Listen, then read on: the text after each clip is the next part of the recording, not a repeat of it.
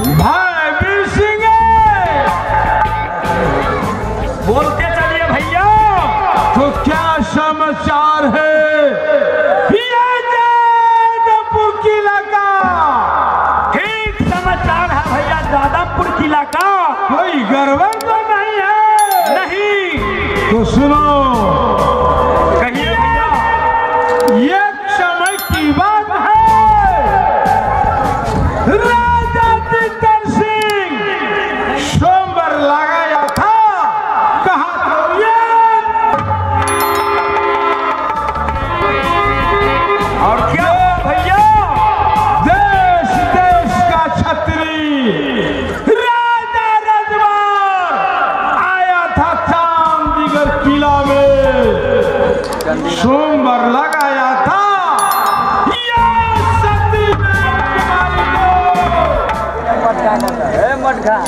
लेकिन उस सोमवार में मैं भी गया था, लेकिन मेरे गले में जयमाल नहीं डाल करके ये एक जंगल की रहने वाला जंगली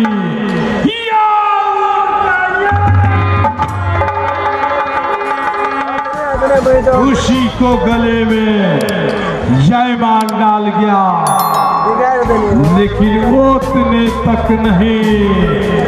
हरामजादी लाला ये अपना प्यार का जूती निकाल करके राम सिंह जैसा बलवान को जूती का ठोकर से या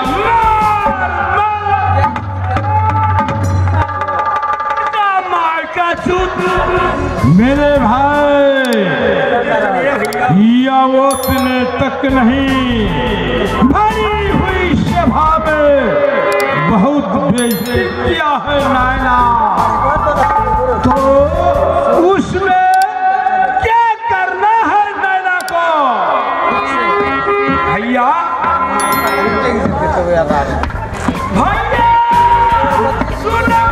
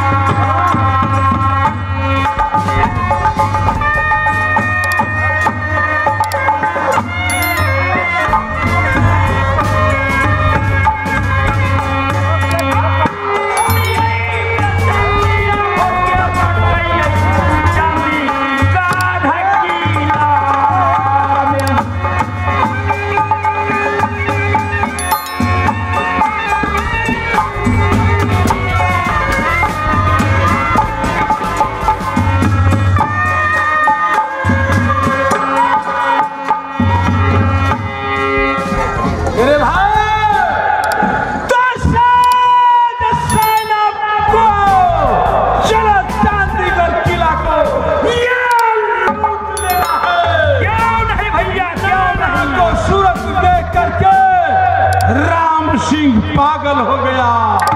उतने तक नहीं है कि जैसे मां जानकी को फिर रावण पंचवटी से उठा करके वैसे न उठा करके जादवपुर किला नहीं ले आओ तो मेरा नाम लुटेरा। तो तब तक के लिए नाना को ये चलो अपने अदालत में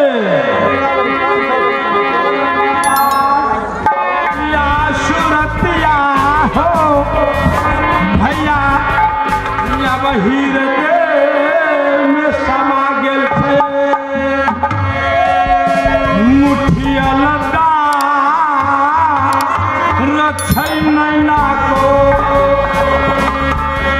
सीना लगे कमल का फूल। कौन गोसैया सूरत दिया है नैना को?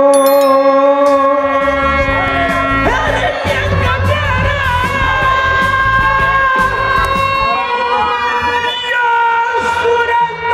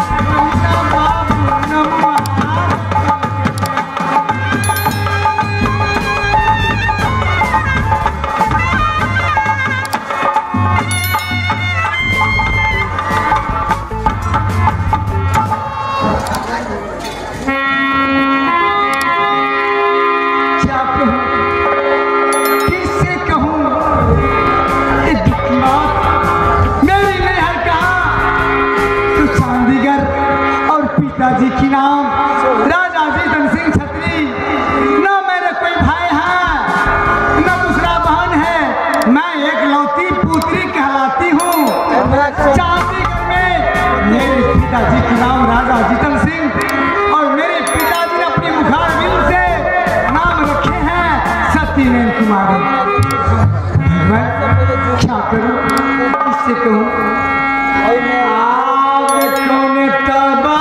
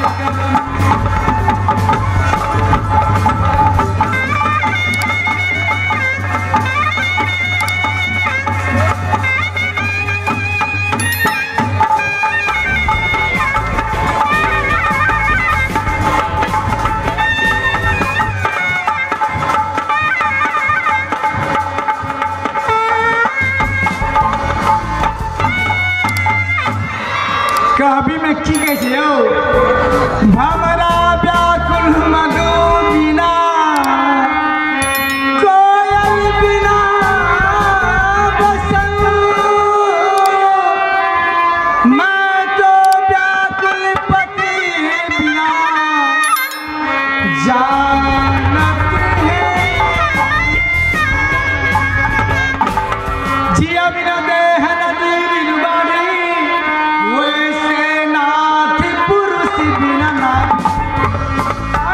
जिस नदी में पानी नहीं है उस नदी कोई संसार में कोई श्रृंगार नहीं है। जिस नारी की संसार में पुरुष नहीं है उस नारी की कोई श्रृंगार नहीं है। हाँ, नहीं है। लेकिन मैं क्या कहूँ, जब से मुझे 12 बरस बीत चुकी है निर्गुणपुर की राज में, मेरे पतिदेव मेरे स्वामीनाथ कहाँ जाते हैं शिकार खेलने के लिए, क्या करते हैं अभी तक मुझे कोई मालूम नहीं है। लेकिन आशा तो है एक पतिदेव की, लेकिन कराए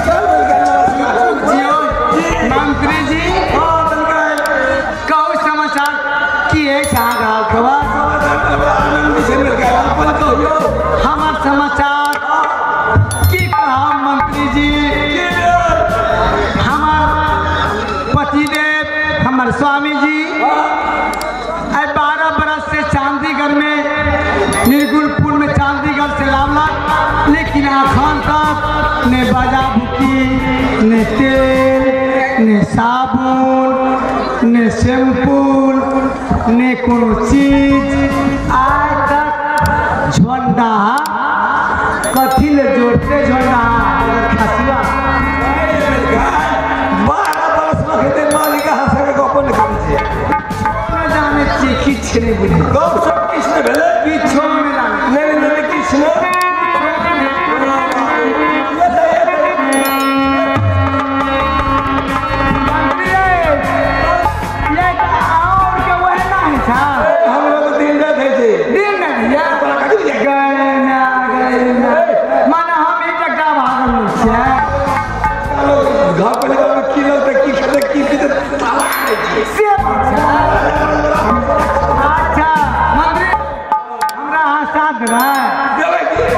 देखियो आए जे हमारे स्वामीनाथ आए वो सुते घर में तो हम सुते वसार में और वो सुते वसार में तो हम सुते घर में ठीक है ना बात करो हम एक पटरी बैठते नहीं एक पटरी अलगले रहते कहलिए हम तो पता से बात हम बुझिए के सवारी आइए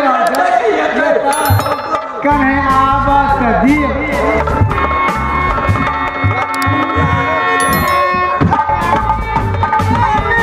भैया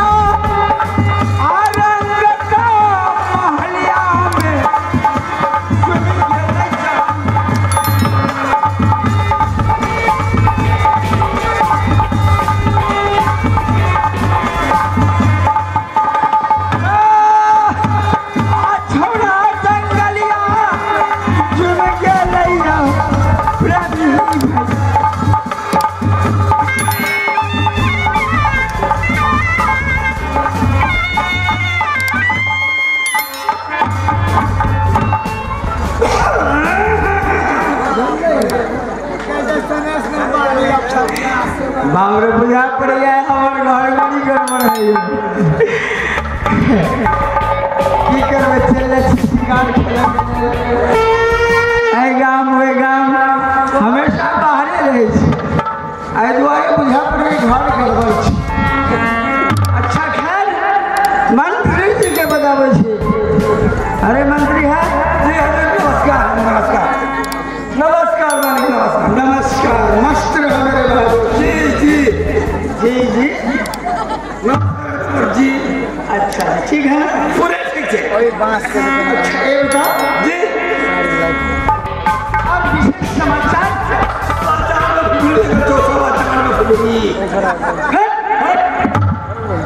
अचार बना के रख दिए डरा तेल दे जी सब पूरी लेकर जाओ पिलुआ को अरे यार सुन अरे अचार के बारे में नहीं बोलता हूँ तुम्हारी नलकेली है ना चांदी घर वाली उसका क्या खबर है खबर ठीक है एकदम ठीक है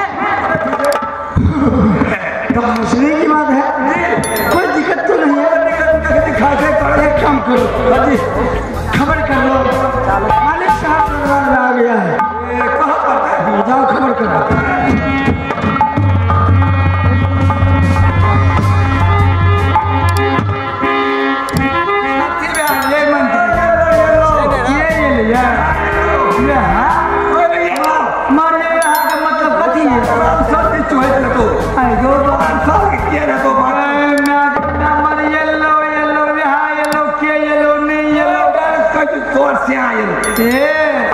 श्याम थे ने घर वाला ने मालिक एक ऊपर वाला आ घर वाला जो थे ओकरा बज्जर खसा देवे टुनकी छुआ देवे जोन डा मर जाओ पजर जाओ कैसे हमरा कौन मतलब हाय रे जैसा पजर में वैसा से कौन मतलब कैसे पूर्व बरस से बहाली खाली बढ़िया एक साथ बहाली खाली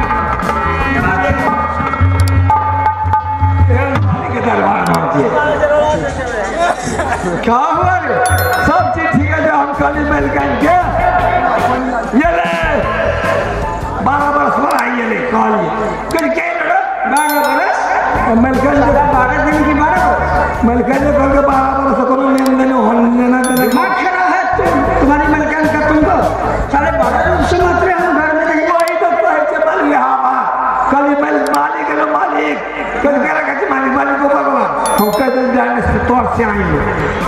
हम देखिए कटे दोस्त आयो करे से घरवा कत झगड़ा मैं जब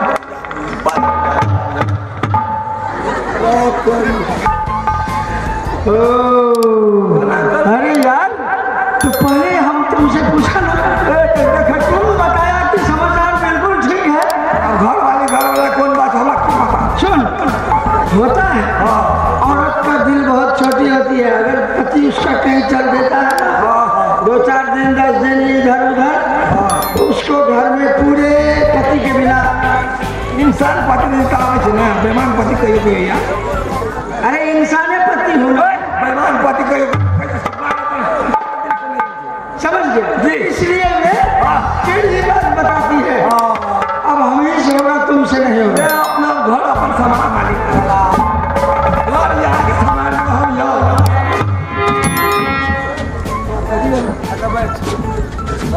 बैठा गाड़ी अने माथे तू 1 घंटा नहीं तक सके भगवानपुर में एने में है 1 घंटा नहीं तक सके एने में है तब चल गए बोले इनर बात साला इधर बात उधर है बोलो की करवा इधर ले वाले ताके काय के लगो सरकार जा रहे थे विवाह स्त्री के मनाने के लिए।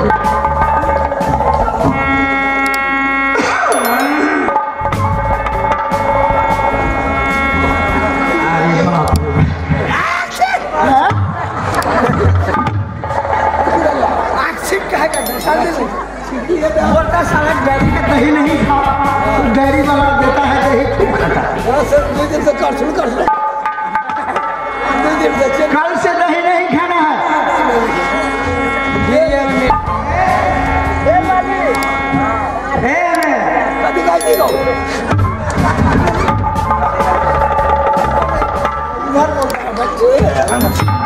हमरा में हमरे कह रे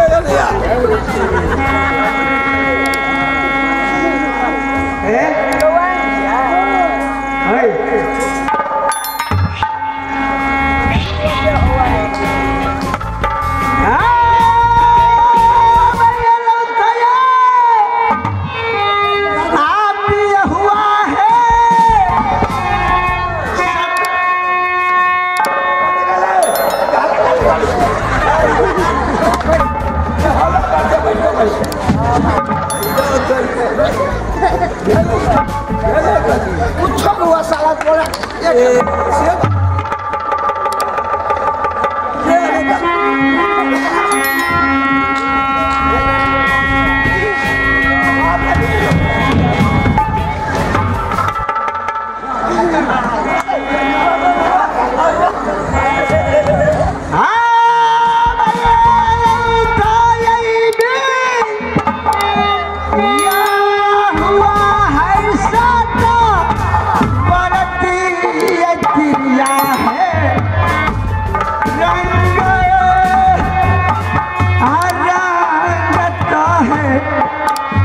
महा